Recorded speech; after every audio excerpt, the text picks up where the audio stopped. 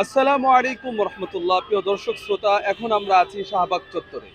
এই শাহবাগ চত্বর থেকেই 2024-এর গণ অভ্যুত্থানের বিশাল এক ভূমিকা পালন করা হয়েছে। আমরা দেখেছি 2013 সালে যখন হেফাজতে ইসলাম বাংলাদেশ গণজোয়ার তৈরি করেছে, এই শাহবাগ চত্বর থেকেই নাস্তিকরা আমার প্রিয় নবী হজরত মোহাম্মদ সাল্লাল্লাহু আলাইহি সাল্লাম এবং তার পরিবারকে নিয়ে বিষাদগার করেছিল, কুরুচিপূর্ণ বক্তব্য দিয়েছিল, লেখালেখি করেছিল।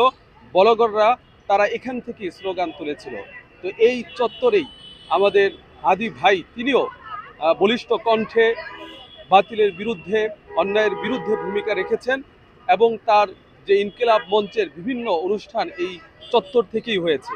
আমরা দেখেছি বিপ্লবী অনেক ভাইয়েরা তারা এই চত্বরকে হাদি চত্বর হিসেবে নামকরণ করেছে। আমরা সাধুবাদ জানাই তাদেরকে।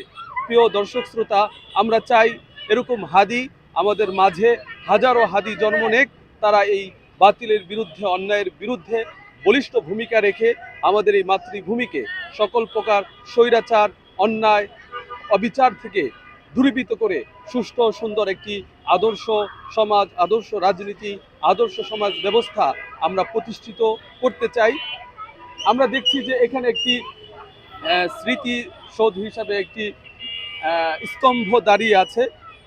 এটাকে কিন্তু 2024-এর গণ অভ্যুত্থানে যারা শহীদ হয়েছে, যারা ইন্তিকাল করেছে, তাদের স্মরণেই কিন্তু এই চত্বরটাকে বানানো হয়েছে।